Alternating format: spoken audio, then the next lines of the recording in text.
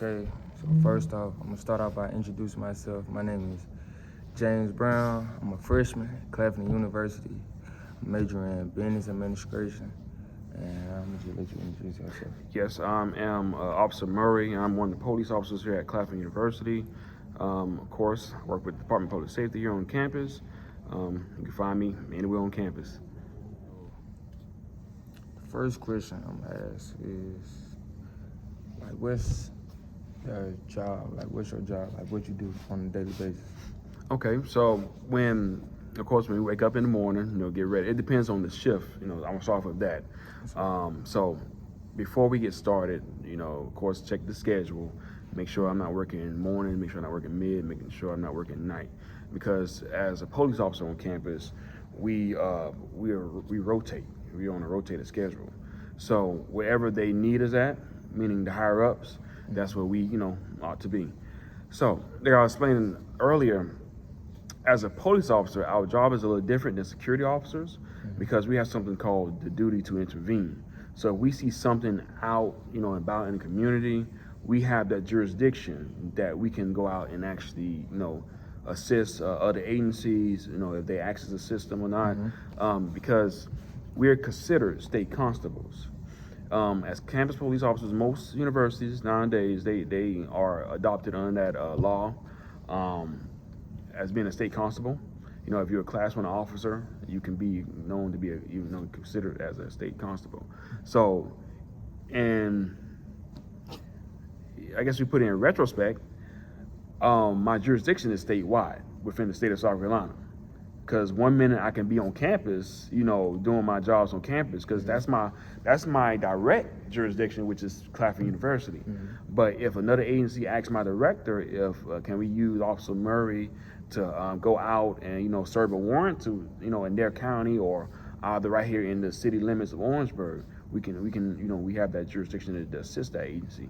Right. Okay. The next question I have is, what are your thoughts on campus security being armed? Do you think they should be or not? Well, me personally, I do believe that on a school campus, I believe that our campus security should be armed. Of course, you have some universities, some colleges, some institutions, they don't necessarily require their security to be armed, because we do have unarmed security and armed security, nowadays. So I do feel as though that for the safety of our students, for our staff, for even the community, general public that come to our campus and visit, I do believe that extra precaution of having a weapon will help at least eliminate, deterrence or whatnot. Now, I want to go back 1 minute. So one step. So one thing we learned in community policing, we call it the force continuum. So the first part of that force continuum, the first step, rather, is that our presence, our uniform, how we look, how we present ourselves, our mannerisms, that should be the first thing that the community see. So we shouldn't have to be like, how nowadays you see on social media, you see a lot of officers, they be basically from 0 to 100 to 1,000 real quick. Yes, sir. And one thing you learn when you receive the proper training is that the first part of that force continuum is your presence as an officer. No matter your security, no matter your police, it still applies the same. Because in a sense, security officers are kind of as, not necessarily law enforcement, but it's a part of that realm when we look in law enforcement, because you have private contractors that hire security, Okay, my next question is, how do you feel about professors being armed? Professors? Well, that's a new one. I've heard about that in the works of teachers. The state and other various states was talking about that. I don't necessarily believe that professors should be armed. The reason why, that's our job. Yes, sir. We don't want to have an imbalance between law enforcement. I'm gonna just say security as a whole, because all of it is security. So we don't want to have an imbalance between the security of the campus and you know we have professors, you know, their job is to teach, you know, Yes, sir. is Yes, sir. to help the students learn and be more adequate in their, you know, future. Yeah. Okay, and my next question is, how do you feel about students being armed? Well, some campuses are different. Our campus, of course, we do not promote that. We do not allow that on our campus because, for one, it's a private university, and also due to that new law that this was passed recently, a couple of months ago, that the open carry law. I don't know if you've heard of it before, but but now it allows any and everybody who is of age to carry their, you know, because they concealed weapon on as an outer carry. So, with that being said, even concealed, we never had that, you know, that was never permitted on our campus. So I don't believe that students or professors should be, you know, they should be armed on campus. Okay, and I'm gonna go back to like what you just said. It kind of draws red flags. Sorry to cut you off. Yeah, you good, because I have a question, like just that if students and professors are armed for certain reasons, do you feel that takes away your job? I don't necessarily feel it takes away my job because my job will always be my job. You know, that's like saying I go in a classroom right now and I'm not certified to teach. And I'm going to use that as an example. If I know I'm not certified to teach, why should I be in the classroom teaching? Versus if they're not certified in a sense to or trained to carry out the security role, why should they be allowed to carry a weapon or a firearm on campus? Because when you look at like firearm safety, you have 4 rules of firearm safety. I'm not going to get too much into that, but you have to go through proper training of how to hold the weapon, the firearm. You have to know how to actually properly load it, unload it safely. You know how to properly carry it. You know, and of course, when you look at all that, that goes back to the 4 rules of firearm safety. You know, which I'm gonna touch base on one of them, which is you're not supposed to, you know, point your weapon at anything that you're not willingly going to destroy, which is, as we know, to be a threat. You know. Sir. And I'm gonna go to the next question. I just want to touch on that one because, like, when you brought up like that, your job is a safety, and like their job is a teacher. That's why I want to do that. But my next question is, if campus security isn't armed, do you think the campus would be safer? If campus security is not armed, this how I see it. It is very important that we have, and which we do, just to clear the record, that we have proper partnerships or that connection with other law enforcement agencies in the community. If you don't know, now you know. We partnership with Orangeburg County Public Safety, with Orangeburg County Sheriff's Office, and also too, when you see them coming through, we also partnership with the South Carolina Highway Patrol. You know, so if something ever happens and we have to radio in for help from other agencies, it's just a click away on our radio. Yes, sir. And we and I guarantee you will see about every one of the agencies show up on campus. So when you hear that alarm goes off, shots fired, or we have someone with a weapon on campus, that's pointing and presenting, that's automatically we snap into transition to that direction that we need to go. Yes, sir. So, and I'm speaking from experience from unarmed security side because I have worked on security before as well. So now I did feel when I was working back in the day, unarmed security, you do have a little bit, and like mentally, you're kind of, I guess you're a little bit more aware of your surroundings, which you should always be aware of your surroundings. Always. But I believe that it's like a little step higher because knowing that I don't have something to help me protect myself, Yes, sir. and now I gotta find other ways to maneuver. Let's say for example, I work at a factory or something like that because that's something I did, and I didn't have a weapon, but you have people like the general public coming on and off. You don't know who, because they're strangers. You don't know who they are. You don't know what they have.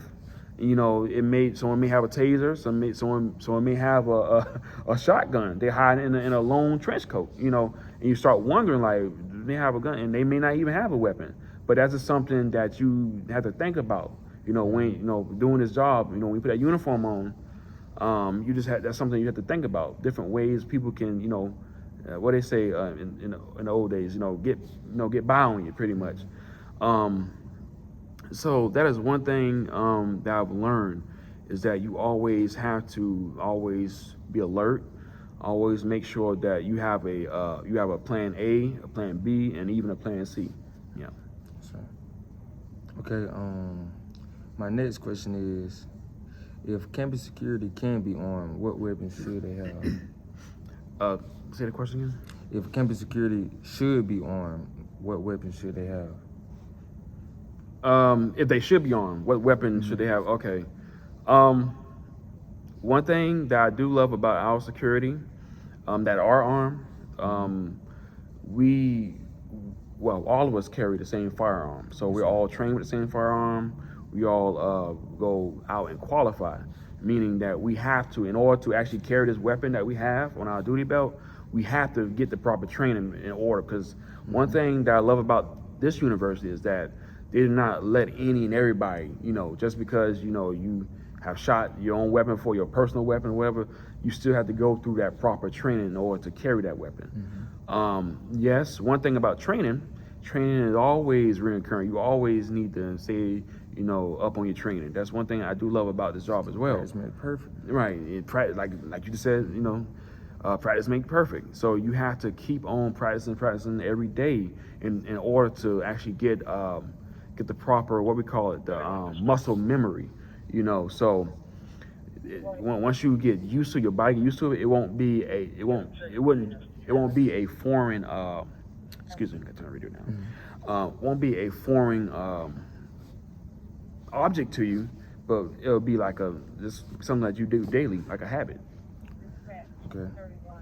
My next question is, do you think campus security keeps the campus safe? Yes, I do. That's Now they're just saying that just to to give us 5 golden stars, but yes, I do Yes, feel as sir. though, because I don't know if you want me to touch on that or not, but I can. You can. Yes, Okay. sir, you can. One thing I've experienced in the past, even when I was a student here, because Are you with Clapton too? yeah, I'm a Claptonite. So I had got my undergraduate degree here and also got my master's degree here, so which is a graduate degree. So one thing I have experienced through the years I've been here as undergrad, because I did grad online, so I'm gonna touch mainly on undergrad, is that I've never encountered or came in contact with anybody that, had any, I guess you could say, any terrorist ideas or any, I've never seen it on campus. I've never seen really that much of much crime on campus, primarily because the officers that's here now, and even because we do have officers that was here when I was a student here that are still officers here. And I had the opportunity to build that rapport, that relationship with them, which is a plus. So I've never encountered really much of crime, other than you may have some auto break-ins, but that's always gonna happen. That's everywhere, because when your car is unsecured or either is just in the parking lot with a bunch of other cars, you have general public that love to come on campus, and you're not gonna be able to catch everything. And that's one thing about our job. When I first when I first became a police officer, I went through the academy, trained, everything. I've learned that you're not going to be able to catch every single crime. You're not going to be able to deter everything. And I had to mentally keep that in mind, that I'm not going to. I can be working a traffic stop right now, right, and it could be a crime happening up the road, and in one of the parking lots. I would never be able to catch them because I'm busy on the traffic stop, because I can't be at more than one place at a time. So, and that's one thing I've learned, that we can always run back the cameras. So we use other devices that we use. We have, like I said before, we have other agencies. We have security officers that's from other firms that work with us as well. So yeah, did I answer your question? Oh yes, sir. Okay, That answers. all right. Oh, yes, sir. Okay, so the next question I want to touch on is, if you could make a choice to improve campus safety, what would it be? Um, because Claflin is a growing campus, it's kind of hard to keep track of everything and everybody on campus with the amount of security that we do have, because we are in lower numbers, and that's as you see throughout the whole nation. Most police departments are lower numbers of officers because of that trust that we're trying to gain back with the public, but it's kind of hard due to the fact, you have them agencies that have that one bad apple that spoil it for everyone. Yes, sir. So it's kind of hard for every law enforcement agency, because once you see one agency, not everybody is looked at as the bad guys. Every agency. So that's one thing as a public servant, I realized that, well, you have to have tough skin for this job. And that's one thing I carry with me every day. What was the question? I want to make sure I'm touching on the question. If you could make a choice to improve the campus safety, what would it be? Well, mainly I would like to have officers that's posted, like basically on every corner of the campus. Sure. Of course, at the moment we can't do that. I'm one of the patrol officers. We have other police officers that's here on campus during the day. It's just, I think with the new director that we have now of public safety, I think he has done an excellent job with allowing, how can I put it, deterring the ones that don't need to be on campus. He has everything blocked off the way it needs to be blocked off. We have security at the front gate. We have security that's posted, that's patrolling the area, making sure that the campus is safe. Everybody's safe. Everybody's property, like the cars and everything, are safe. There's no break-ins, because we've been having a lot of that lately. So that's one thing that we're working on, maneuvering. Like I said a minute ago, training. Also doing adding a little bit more to what we did before. It helps out a lot as well. Because one day you may be you may have to step it up. Then I can come in today, work today. It may be a chill, relaxed day. Tomorrow I may have to step it up a level because it's something else that may have occurred. That may needs a little bit more attention to. Okay, so the next question I would like to have is, do you think campus security should carry non-lethal weapons? Said non-lethal?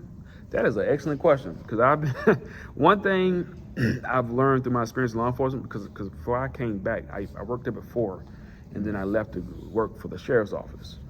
And that's where as you see, we don't carry non-lethal weapons, such as tasers, batons.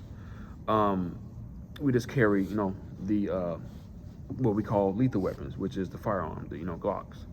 So, with that being said, I do feel as though that we should work on bringing in more lethal weapons, and of course that takes money as well, because we can't just say, oh, we need this, and don't have the resources to actually pay for all that, because one taser can be, I'm just using an example, it's not no solid price point, but it can maybe $4,000 just for one.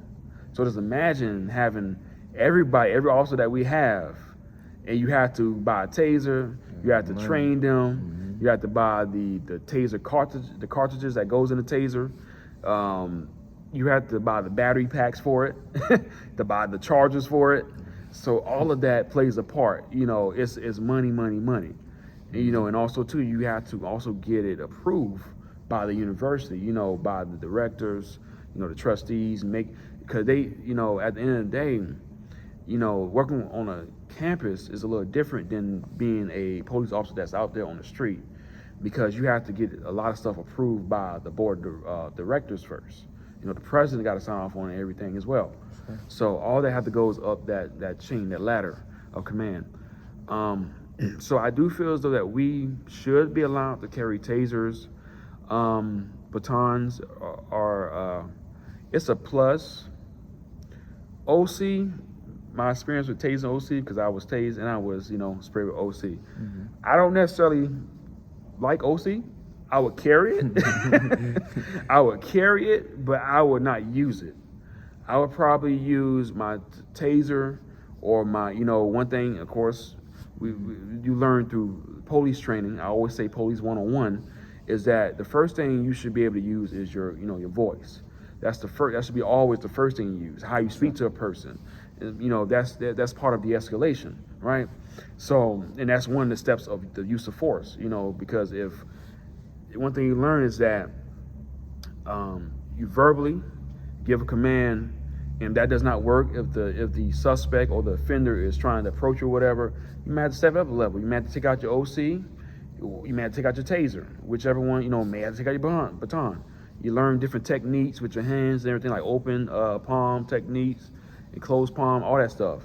So one thing, and that's one thing I love about, I love when I went through the police academy.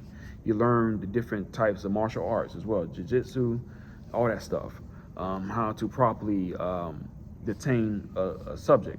So when it comes down to all of that, you have to look at the use of force as well, with not using your non-lethal, because you can't just like the same thing with the pull out your firearm. Mm-hmm. You don't need to pull that out unless you need it. That's how it works. A lot of people think that, well, you yelling at me, cause I've seen some officers done this on, out on social media. You're yelling, now I'm gonna pull out my taser. Why? They're not showing you no type of, they're not showing you a fighting stance, nothing like that. They're just yelling. And that's one thing that you learn. You have to have that, like I said a minute ago, you have to have that tough skin. So yeah. Okay, and for my last question, I have, what are your thoughts about South Carolina State's crime interfering with our school? That's actually is a really good question as well. We do have, I don't think I included that earlier in the partnerships. SC State is our neighboring university, the neighboring college. And of course, as a fellow Claflinite, I'm gonna say this, that, we are the mother college to State. So one thing you learn that some of our procedures and policies, some of them carried over to State, when both colleges was founded. But not to take away from the question, I do feel as though that because of that partnership we have with SC State, with the law enforcement there, I feel that it could be a little stronger when it comes down to crime deterrence.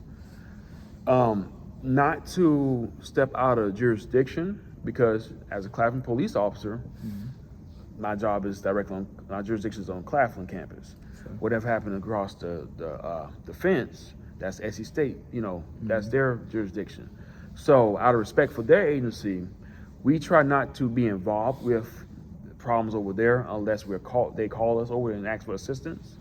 But I do feel as though that sometimes their crime rate, it does affect our school in a sense, because we do have incidents where some students or maybe some general public that's not supposed to be on their campus, and they may get involved with a student or something may happen on their campus and it comes over to our campus.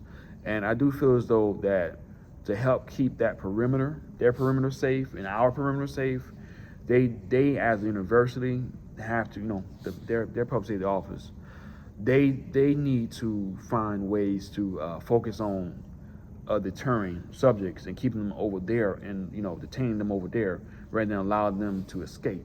Now, with that being said, you're not going to be able to detain every subject, because you do have people that love to run. And a lot of officers nowadays, I'm gonna be honest with you, they're not going to run after you. They're going to, allow you to get away. And some officers that we have nowadays as well are out of shape. So that's another reason why they're not going to chase you either. And that has been a problem in law enforcement as well. You have a lot of officers that are out of shape, and that don't, properly, build up their what's the word I'm looking for? I guess you say breathing techniques when running, because you can be big, and you can be skinny, and you can still be out of shape. But you have to learn how to properly control your breathing when it comes to like getting a foot chase. especially with all this equipment we have on, because we wear the bulletproof vests and everything. So you have about 30, 40 pounds on you while you on top of your own weight. So that's one thing you have to look at as well. A lot of the communities don't realize that. That's why a lot of officers don't do a lot of chasing, because they already know we're not going to be able to catch them, because the amount of weight that we have on our body, the equipment that we carry. So that's one thing you have to look at as well. When it comes down to helping deter crime, when you get in different types of pursuits, because you got foot pursuits, you have vehicle pursuits. So you have all that type of stuff. But for per se the crime, I do believe that that's something that we're both, as two universities that are neighboring universities, that we do have to work on together. And that goes along with communication. You cannot have good teamwork, teamworkship, if that's a word I could use, if you don't have proper communication between the two, and that's what it boils down to, That's right. But man, you answered. I couldn't even get all my questions good.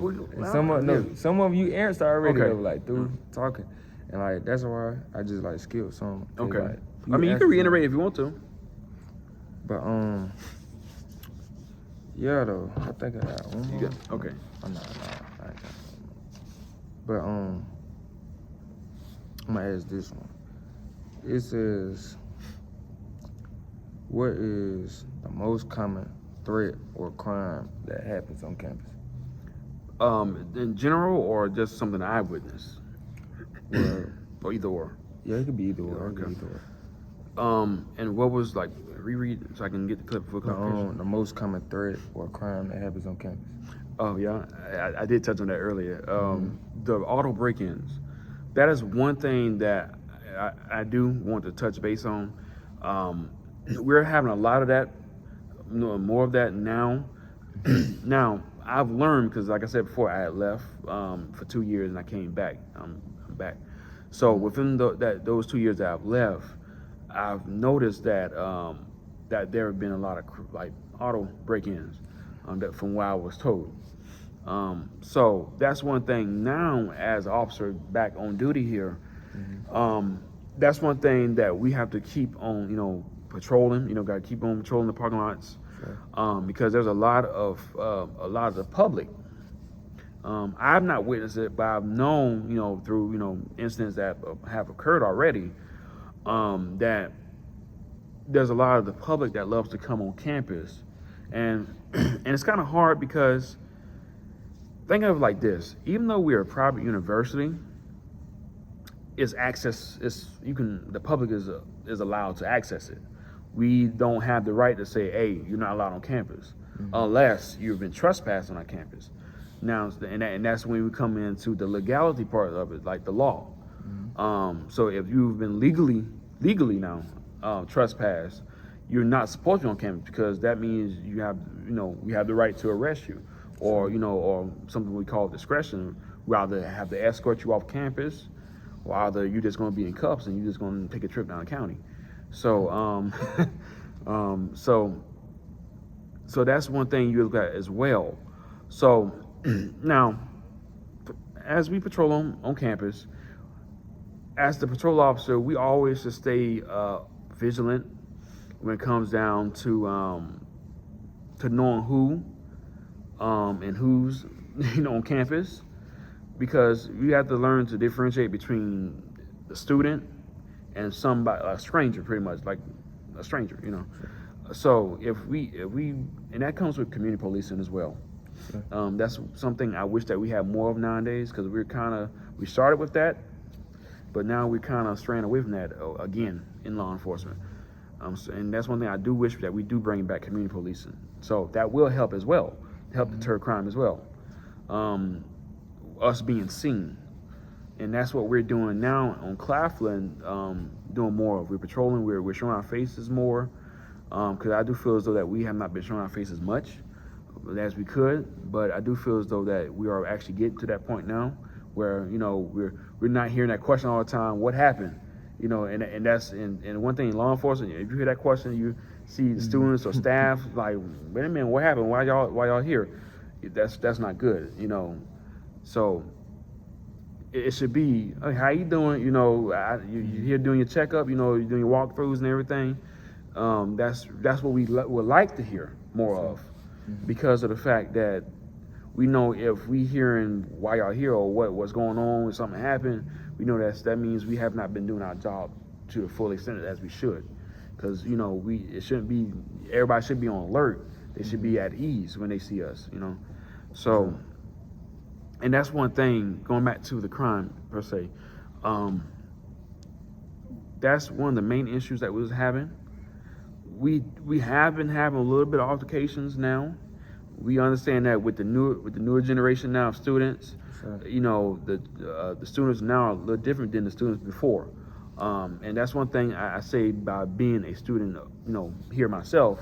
I've learned that the students after me, I graduated in 2018, it's 2024 now, so it's like it's been a gap now. So I've seen that there's a lot more differences between my generation coming through to y'all generation coming through, you know, and also too that plays a part too from home, you know, but I'm not gonna touch on that. Because, you know, understand my generation, I'm a millennial, and I know now y'all Generation Z. Yes, sir. So I know that y'all generation is a little bit more different than we was coming up. And we do have some similarities as well. So, and that's one good thing I do love about learning and also teaching and promoting the generation that come after me. You know, and one thing I've learned through my experiences and my maturity when growing up is that you learn from